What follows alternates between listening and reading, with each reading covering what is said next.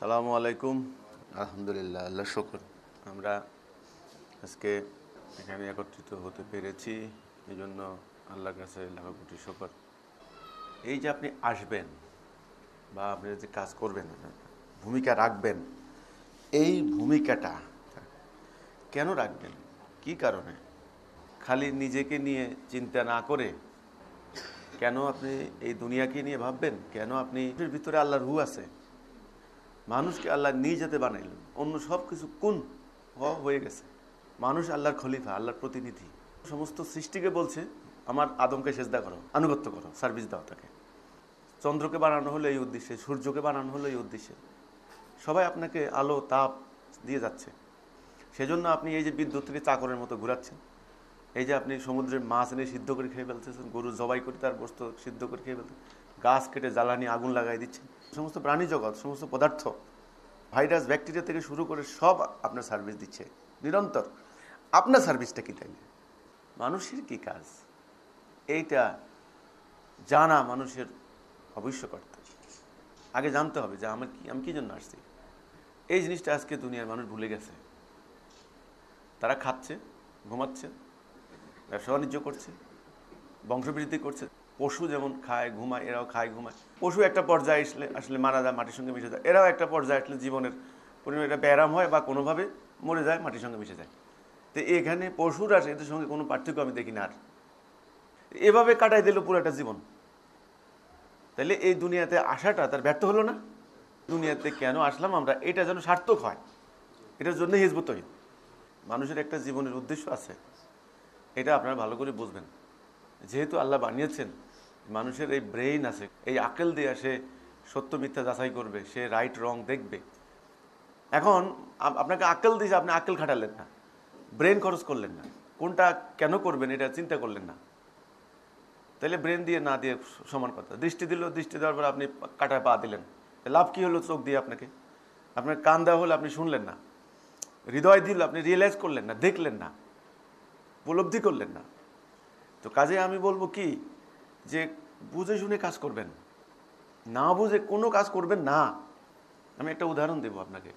বীজ লাগায় না, পাবেন না কোনো কৃষক, যে তাকে যদি প্রশ্ন করেন তুমি কি করছো, কিসের বীজ লাগাচ্ছ, আন্দাজি দেখি কি লাগাচ্ছে, কি হয় জানি না, পাবেন নাই কোনো কৃষক? না।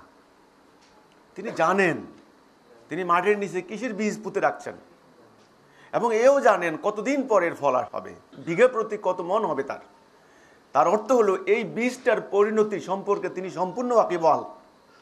মানুষের কাজটা এমন, বীজের মতো, এরও একটা পরিণতি হবে। বীজের যেমন পরিণতি হয়, কোনোটা 3 মাস, কোনোটা 3 বছর, হবেই বীজ। মানুষের আমলগুলা তেমনি এই বীজের মতো, কোনোটা ক্ষুদ্র, কোনোটা বড় আমল।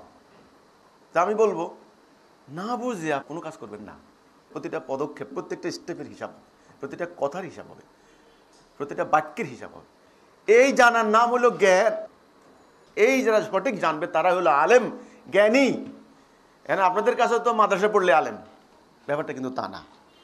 আলেম হলো সেটা, যেই জ্ঞান নিলে পরে মানুষ কোনটা রাইট, কোনটা রং, কোনটা উচিত, কোনটা অনুচিত, কোনটা করব, কোনটা করব না, এই জ্ঞান যার হবে, সেই মোতাবেক যিনি কাজটা করবেন তিনি হলেন আলেম। ওই জ্ঞানটা দেওয়ার জন্যই নবী রাসূলরা আসছেন। আল্লাহ কি বলেননি, হাসরের দিন পিতা পুত্রের কাজে আসবে না, স্বামী স্ত্রীর কাজে আসবে না, ভাই ভাইয়ের কাজে আসবে না, সেদিন কারো কোনো সুপারিশ গৃহীত হবে না আল্লাহর অনুমতি ব্যতীত। তো কেন আপনি কিছু বুঝি না, আলেম সাহেব বুঝবে, একথা বলে বসে থাকবেন? তার কি দশা হবে হাসরের দিন, সেটা আপনি খেয়াল করছেন? তার কাছে যে 100 টাকা দিয়ে আপনি বললেন না কবর জিয়ারত করেন, কিসের জিয়ারত করবে সে? আল্লাহ বললেন সেদিন কোনো কথাই গৃহীত হবে না, সেদিন আমার জালালিয়াত থাকবে সর্বোচ্চে। ইমানকে কারো হাতের উপর ছেড়ে দিবেন না, আপনার ইমান আপনার। এই ইমান দিয়েই আপনি জান্নাত যাবেন, ফুলসিরাত পার হবেন। আপনার জায়গা নির্ধারণ করার জন্য আল্লাহ আপনাকে দিয়েছেন, আপনি স্বয়ং সম্পূর্ণ। আমার ডান বাম, আমি মধ্যখানে। ডান দিকে যাব না বাম দিকে যাব, কার স্বাধীনতা? নিজের। এইটার নাম স্বাধীন ইচ্ছা শক্তি। যেমন আমাদের নবী করিম সাল্লাল্লাহু আলাইহি ওয়াসাল্লামের ব্যাপারে কোরআনে কি বলা আছে? শাহিদুম অমুবাশশিরুন ওয়া নাযীরা ওয়া দাঈলাল্লাহি বিইজনিহি ওয়া সিরাজুম মুনীরা। তিনি সাক্ষী, তিনি ভীতি প্রদর্শনকারী, তিনি সুসংবাদ দানকারী। তিনি উজ্জ্বল আলোকবর্তিকা। তিনি দাঁড়িয়ে বলছেন তুমি ডান দিকে যাও, উপকার হবে, বাম দিকে যাবা না। আল্লাহর রাস্তা আহ্বানকারী, তিনি এই আহ্বানটা করছেন। এই জন্যে আল্লাহ বলছেন ওমা আলাইনা ইল্লাল বালাগুল মুবিন, স্পষ্টভাবে পৌঁছায় দেওয়াই তোমার কাজ, আর কোনো কাজ না। জোর করবা না। লা ইকরাহা ফিদ্দীন, দিনের মধ্যে কোনো জবরদস্তি নাই। নবী রাসূলরা যে কাজ, আপনাদেরও সে কাজ। আপনারা মানুষদেরকে বলবেন তুমি যে ডান দিকে যাও, তাহলে তোমার এই শুভ সংবাদ, পৃথিবীতে শান্তি আর তোমার আখিরাতে জান্নাত। আর যদি তুমি বাম দিকে যাও, মনে রাখবা এই দুনিয়াতে কঠিন লাঞ্ছনা, অপমান, যন্ত্রণা তোমাদের হবে, আখিরাতে জাহান্নাম। পুরো মানব জাতি আল্লাহর হুকুম প্রত্যাখ্যান করে এখন জাহান্নামের কুণ্ডলী বানিয়েছে, করুক, তাতে আল্লাহর কি হয়েছে? উত্তর কোরিয়া হাইড্রোজেন বোম পরীক্ষা করছে। আপনাদের জানা আছে হাইড্রোজেন বোম কি? অনেকের জানেও না, জানতে দেওয়া হয় নাই। বিড়ি খাওয়া বড় বড় পাপ, এটাই তো ওয়াজ করছে সবাই। বিড়ি খাইলে আপনার ক্যান্সার হবে, আপনি মরে যাবেন, সব শেষ। বিড়ির বিরুদ্ধে সব ডাক্তাররা, বিড়ির বিরুদ্ধে সব টেলিভিশন চ্যানেল, সব কিছু বিড়ির বিরুদ্ধে। যেন বোমের বিরুদ্ধে কোনো ওয়াজ না হয়, বোমের বিরুদ্ধে যেন কোনো আলোচনা না হয়। বোমের দৃষ্টিভঙ্গি বিড়ির ভিতরে ঢুকাই দেওয়া হয়েছে। তার জাল কত বড় মাইটি, কত বড় পাওয়ারফুল, আপনারা চিন্তা করতে পারবেন না। সনাতন মানে কি? চিরন্তন, শাশ্বত, চিরসত্য, ছিল, আছে এবং থাকবে। এক আল্লাহর হুকুম ছাড়া কার হুকুম? এইটাই হলো সনাতন। আজকে বিশ্বকে ধ্বংস করার জন্য বসে আছে সবাই। কেন? সব বোম বানাচ্ছে মানুষ মারার জন্য, সব বুলেট বানাচ্ছে মানুষ মারার জন্য, সব সিস্টেম করতেছে মানুষ মারার জন্য। আর আপনার জান্নাত আছে মানুষকে শান্তি দেওয়ার জন্য। তাহলে এখন কোনটা করবেন? আপনাদের প্রতি আমার একটা অনুরোধ থাকবে, আপনারা না বুঝে কোনো কাজ করবেন না, না জেনে কোনো দিকে যাবেন না। বুঝে শুনে যান, বুঝে শুনে কাজ করেন। হ্যাঁ, আল্লাহ বলবেন নামাজ পড়ছো? যে আল্লাহ পড়ছি। কেন পড়ছো? তুমি বলছো। আমি কি জন্য বলছি? কি জন্য?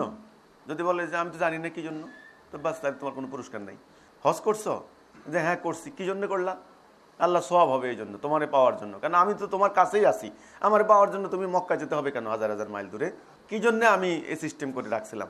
সেখানে কি অর্জন করবে, কি শিখবে, সেখানে কি জন্য যাবে?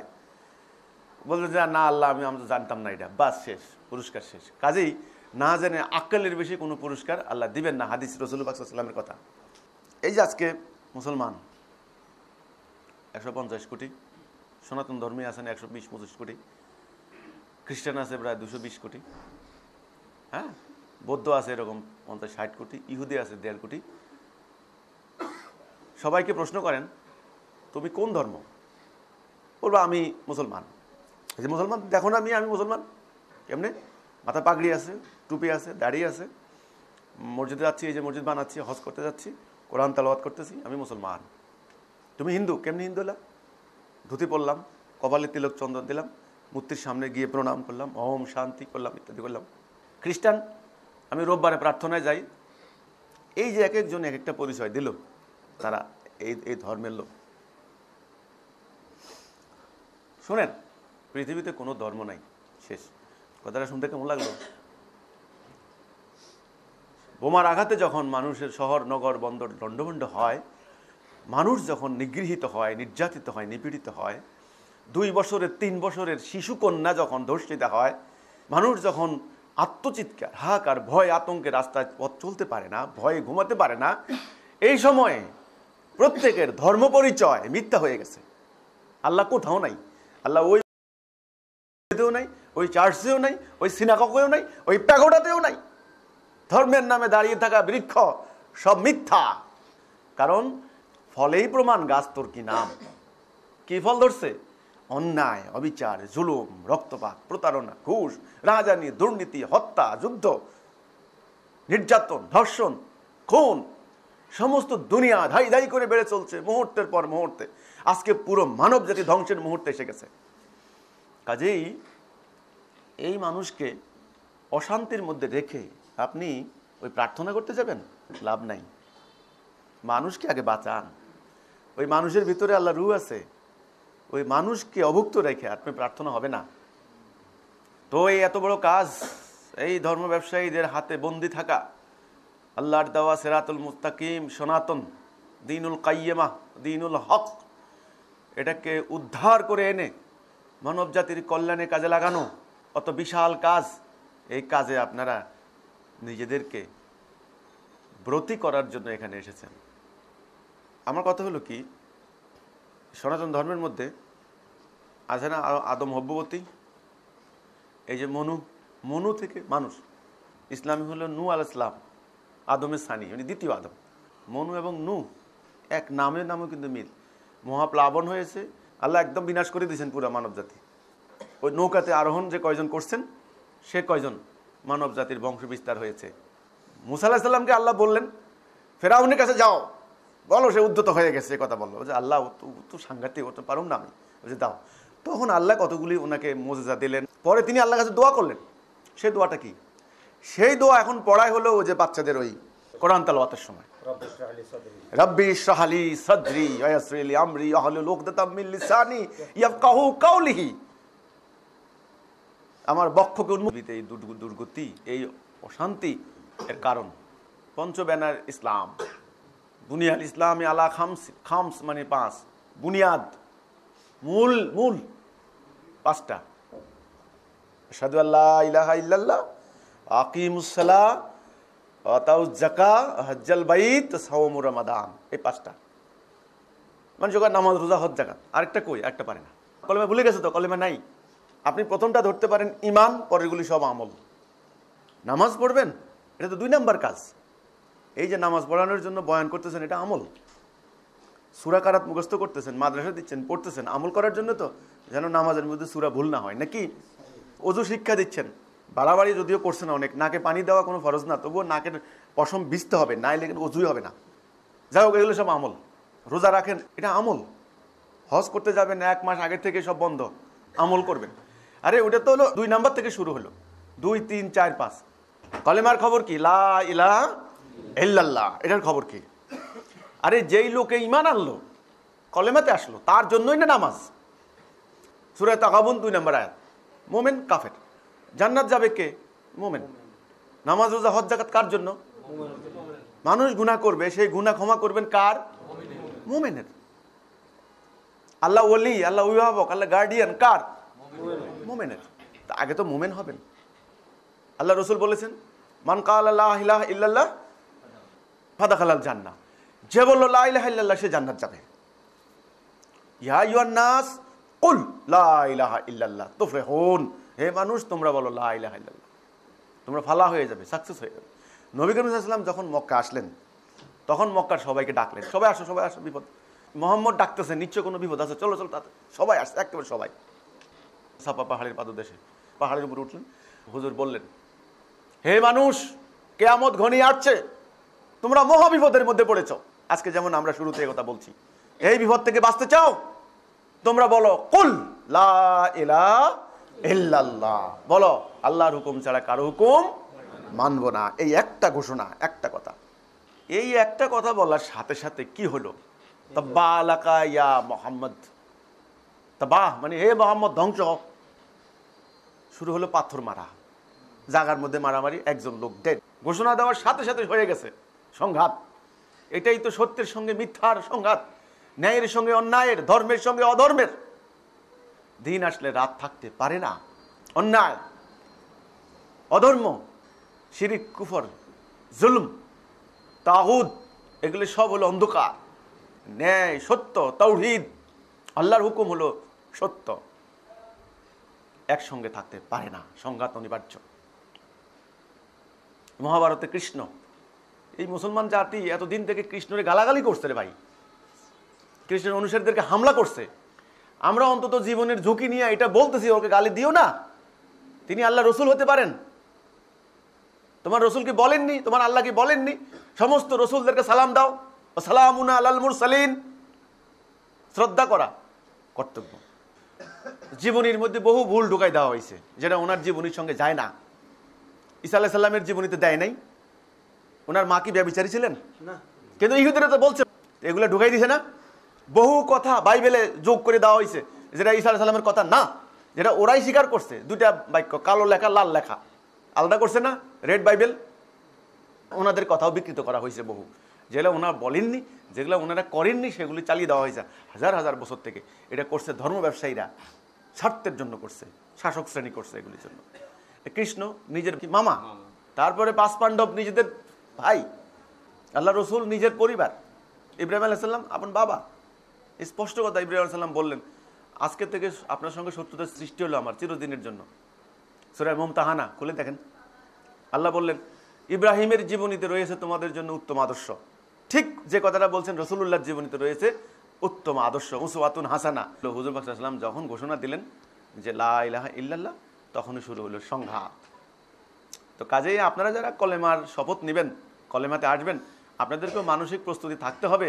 ফুলের মালা পাওয়ার সম্ভাবনা কম, কারণ যখন আপনি মিথ্যার সঙ্গে আপোষ করবেন না, তখনই তো মিথ্যা আপনাকে নিশ্চিহ্ন করার জন্য উঠে পড়ে লাগবে।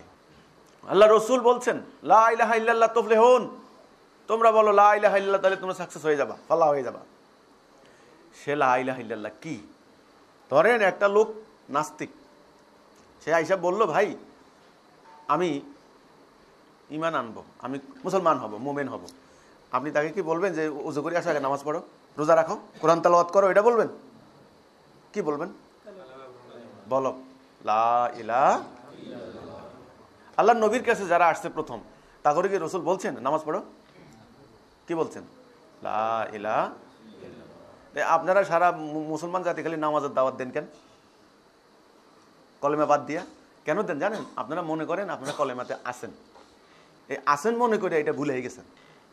একজন মহামানব ইমামুজ্জামান জনাব মোহাম্মদ বাইজিদ খান পান্নি, আমাদের মহামান্য ইমামুজ্জামান, যিনি হিজবুত তৌহিদ আন্দোলন প্রতিষ্ঠা করেছেন, যার আহ্বানে আজ আপনারা এখানে এসেছেন, অদাইল আল্লাহ, যিনি আল্লাহর রাস্তায় দায়ী ছিলেন, তিনি এসে বললেন যে হে মুসলমান নামক এই জাতি, তোমাদের এই পৃথিবীময় এই দুর্গতির মেইন কারণ তোমরা কলেমা থেকে সরে গেছো, তোমরা ইমান থেকে আউট, তোমরা তৌহিদ থেকে আউট, তোমরা 1 নাম্বার থেকে আউট, যার ফলে তোমাদের 2, 3, 4, 5 কিছুই হচ্ছে না। ইমান না থাকার কারণে তোমাদের আমল বরবাদ হয়ে গেছে। এই কথা শোনার সাথে সাথে এই নামাজি, এই হাজি, এই আলেম, এই মুফাসসির, এই মুহাদ্দিস, এই ইমাম সাহেব, এই পীর সাহেব, পীরের অনুসারী সবাই মিলে মহা খেপে গেছেন ওনার বিরুদ্ধে। কি এত বড় কথা, আমাদের আলিশান মসজিদ, আমাদের এত লেখাপড়া, এত কিছু আমল, এত লেবাস, আপনি বলছেন আমাদের ইমান নাই? আপনি কে? কোত্থেকে আসছেন? আপনি মাদ্রাসায় পড়ছেন? এই ওনার বিরুদ্ধে খেপল। ঠিক আল্লাহ রসুলের বিরুদ্ধে যেভাবে মক্কার কাফেররা যা করলো, মক্কার কাফেররাও কিন্তু এই নামাজ পড়তো, রোজা রাখতো, হজ করতো। এই হজ আগের থেকেই ছিল। তারা নিজেদেরকে ইব্রাহিম আলাইহিস সালামের উম্মত বলে বিশ্বাস করতো। আমরা যেমন নবী করিম সাল্লাল্লাহু আলাইহি ওয়াসাল্লামের উম্মত বলে বিশ্বাস করি, ঠিক তেমনি তাদেরকে যখন রসুল বললেন লা ইলাহা ইল্লাল্লাহ, ঠিক তাদের মধ্যে এই প্রতিক্রিয়া হয়েছিল। এই জান্নাতে যাওয়ার জন্য একমাত্র হলো তাওহীদ। আজকে তো আবিষ্কার করছে নামাজ জান্নাতের চাবি। কোন হাদিসে আছে? কেউ দেখছে কোনোদিন? আমি নিজে পড়ছি, মুয়াজ থেকে বর্ণিত হাদিস। আল্লাহ রসুল বলছেন মুয়াজকে, হে মুয়াজ, লোকদেরকে বলবা তাওহীদ হচ্ছে জান্নাতের চাবি, লা ইলাহা ইল্লাল্লাহ। কেমনে হয়? আপনি যুক্তি দেখেন না। হুজুর পাক সাল্লাল্লাহু আলাইহি ওয়াসাল্লামের নবুয়তের জিন্দেগি 23 বছর না? মক্কা 13 বছর, মদিনা 10 বছর। নামাজ, হজ, রোজা, জেহাদ, কিতাল কিছু আসছে? খালি কলেমা, খালি কলেমা।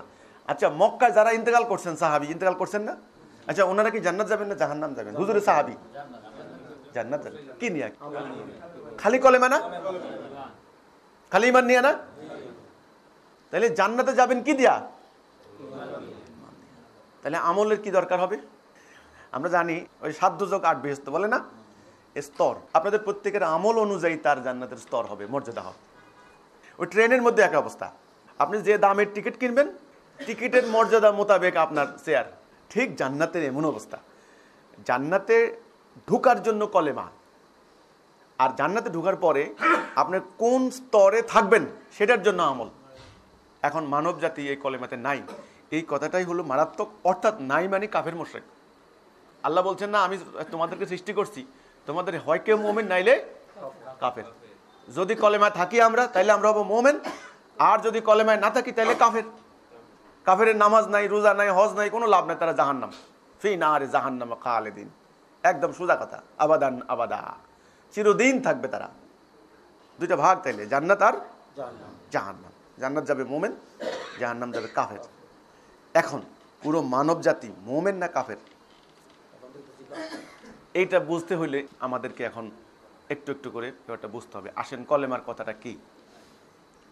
লা ইলাহা ইল্লাল্লাহ, হে আল্লাহ, তোমার হুকুম ছাড়া কারো হুকুম মানব না। ইলাহ মানে হলো হুকুমদাতা। এখন তো ভুল কয় মাবুদ, উপাস্য। মানুষ কিন্তু একলা একলা থাকতে পারবে না এই দুনিয়াতে। মানব জীবন কিভাবে চলবে সেটার জন্য হুকুম লাগবে, বিধান লাগবে। সে হুকুম দুই রকমের হতে পারে। একটা হলো আমাদের হুকুম আমরা বানাবো, আরেকটা হলো যে না, আল্লাহ আমাদেরকে সৃষ্টি করছেন, তিনি ভালো জানেন কোনটা ভালো কোনটা মন্দ, কোন হুকুম মানলে আমরা সুখে থাকবো, কোনটা মানলে আমরা অশান্তির মধ্যে পড়বো। এই জন্য আল্লাহ একটা হুকুম দিয়েছেন। তাহলে হুকুম দুইটা, কি? মানুষের তৈরি হুকুম, আল্লাহ তৈরি হুকুম। আপনি কোনটা নেবেন? তার মানে অন্য সব হুকুম অস্বীকার করবেন? নেওয়া উচিত কারটা? কাজেই যুক্তি মোতাবেক কার হুকুম মানা উচিত? আল্লাহ। এই যে কথাটা, এইটাই হলো আপনি অন্য হুকুমগুলো অস্বীকার করলেন। লা ইলাহা ইল্লাল্লাহ, আমি আল্লাহর হুকুম ছাড়া আর অন্য সব হুকুমকে অস্বীকার করলাম। এটা হলো মানুষের প্রথম সিদ্ধান্ত। আপনি দুটা রাস্তা, একটা রাস্তা একটা রাস্তা, মধ্যখানে দাঁড়ালেন, সিদ্ধান্ত নেবেন আপনি কোন রাস্তা উঠবেন। এ রাস্তা উঠবেন না এই রাস্তা উঠবেন? আল্লাহ রাস্তা হলে যে এ রাস্তা, ইহদিনাস সিরাতাল মুস্তাকিম, সহজ সরল পথে আমাকে পরিচালিত করো। আজকে মানব জাতি তার সামাজিক, অর্থনৈতিক, রাজনৈতিক, রাষ্ট্র পরিচালনার সমস্ত আইন, হুকুম, বিধান কারটা মেনে নিয়েছে? মানুষের তৈরি। পশ্চিমা ইহুদি খ্রিস্টান সভ্যতা দাজ্জালের তৈরি। আল্লাহর হুকুম, স্রষ্টার হুকুম, ঈশ্বরের হুকুম তারা বাদ দিয়েছে। বাস, তারা কলেমা থেকে আউট, ঈমান থেকে আউট। এটাই আল্লাহ বলেছেন, ওমাল্লাম ইয়াকুম বিমা আনজালাল্লাহি ফাউলাইকা হুমুল কাফিরুন। যারা আল্লাহর হুকুম দিয়ে ফয়সালা করে না তারাই হচ্ছে কাফের। আল্লাহ বললেন, আমি আরবি ভাষায় এই কোরআন নাজিল করেছি যেন তোমরা বুঝতে পারো। আমার নবীর ভাষা কি? মহাভারতে যে নবীরা আসছেন ওনাদের ভাষা কি আরবি ছিল? ওনারা এখানে সংস্কৃত সহ অন্যান্য কি কি ভাষা আছে, এই ভাষায় ওনাদের কিতাবগুলি আসছে। আদি গ্রন্থ বেদ আছে, মনুসংহিতা আছে, গীতা আছে। খুলে দেখেন, আমার এই কথাগুলি সব ম্যাক্সিমাম পাবেন ওখানে, আরবিতে না, অন্য ভাষায়। এখানে সনাতন ধর্মের ভাই যারা আছেন, আপনাদের উদ্দেশ্যে সব কিন্তু কথা একটাই। এখন তো বলা হয়, মনে করেন যে লেবাস হইলে মোমেন। না, মোমেন মানে হলো যারা আল্লাহর হুকুমকে গ্রহণ করে নিয়েছে, সত্যকে, ন্যায়কে মিথ্যার সঙ্গে আপোষ করে নাই, এবং সমাজের সত্য প্রতিষ্ঠার জন্য জীবন সম্পদ মানবতার কল্যাণে উৎসর্গ করে দিয়েছে, তারা হচ্ছে মোমেন। তার গায়ে কি ধরনের কুর্তা আছে ব্যাপার না, সে সাদা কালো ব্যাপার না, সে কি কোন শাস্ত্র পাঠ করে কোনো ব্যাপার না, সে মোমেন। তার জন্য জান্নাত, স্বর্গ, হেভেন। সূরা হুজরাত 15 নম্বর আয়াত খুলে দেখেন মোমেনকে। একটা খালি উদাহরণ দেব, সুদ। হাদিসে আছে, সুদের সবচাইতে ছোট গুনাহ হলো নিজের মায়ের সঙ্গে ব্যভিচার, আস্তাগফিরুল্লাহ, নাউজুবিল্লাহ। আর কোরআনে বলছেন আল্লাহ, যারা সুদ খায় তাদের বিরুদ্ধে আমি আর আমার রসুল সম্মিলিতভাবে যুদ্ধ ঘোষণা করলাম। রসুলের কথা, আল্লাহর কথা, দুইটাই আমি আনলাম। আর এখন পুরো মানব জাতি, মুসলমান জাতি সুদ্দা কিসের উপরে আছে? তাদের অর্থনীতি, ব্যবসা বাণিজ্য, নামাজ পড়তে পড়তে কপাল কালো করে ফেলছে। আমি বহুত দেখছি মুসল্লি, আজান দেওয়ার সাথে সাথে সব ফাইল টাইল বন্ধ, এই নামাজ নামাজ নামাজ। আরে মিয়া, তোমার এই নামাজ হাবা মানসুরা। আল্লাহ কোরআনে বলেছেন, ধুলোবালির মতো আল্লাহ ফুৎকার দিয়ে উড়াই দিবেন এই সমস্ত আমল।